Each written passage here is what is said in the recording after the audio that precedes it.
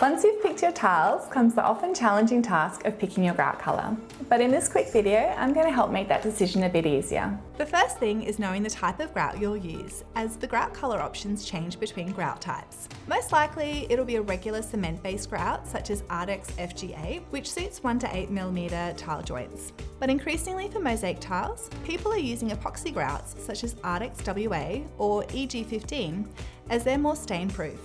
Perfect for kitchen splashbacks or in showers.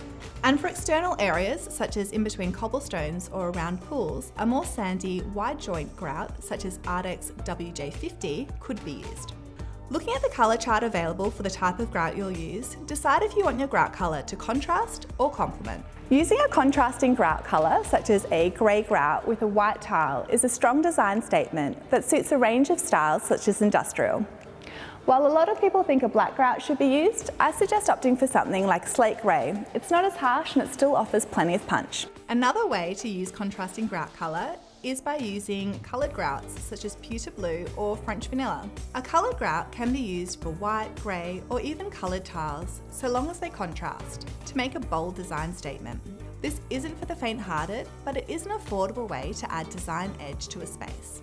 Most of the time, people look for grouts that complement their tiles to create a uniform, seamless finish. For example, a soft grey grout to blend in with their grey floor tile.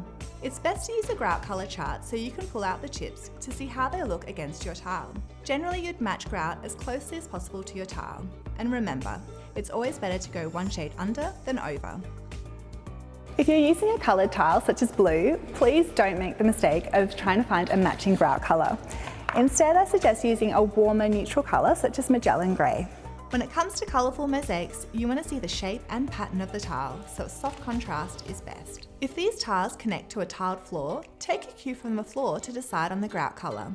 Using the blue mosaic tile example, if this connects to a dark grey floor tile, you may look at using a dark grey grout colour to create a stronger connection between the wall and floor. If you'd like to visualise how a particular grout colour would look with your tile, pop onto the Ardex website and use their Grout Visualiser tool, or ask to use the grout colour chart at your local Ardex stockist. One of the most common questions I get about grout is whether or not it'll become mouldy or discolour, and I find a lot of people are changing their tile choices to avoid issues with grout. But instead, I suggest changing the grout you use and opting for a higher quality grout.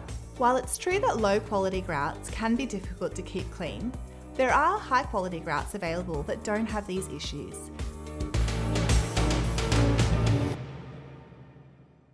Discoloration is chalkiness or a patchy appearance of grout and is often caused by a few things, but generally incorrect mixing. Because grout is sold as a powder and mixed with water before it's applied, it relies on the person mixing the product to get the ratio right and to mix thoroughly. It can also happen if too much water is used during cleanup, so it's important to go with an experienced tiler who knows the right method.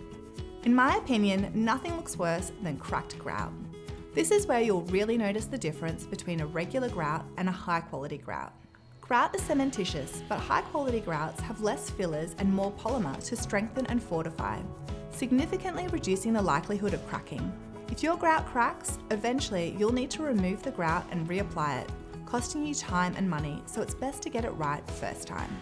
To prevent cracking, it's also important to make sure you're tiling onto the right type of surface, as movement underneath the tiles will almost always result in cracking, even if a high quality grout is used, and even with an additive to further improve the grout. If in doubt, Ardex has an excellent technical support team that can help.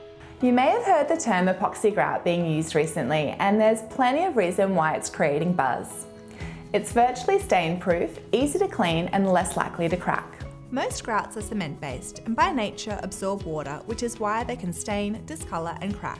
Epoxy grouts are high-performance grouts that are made from epoxy resins and filler powder that make them highly durable.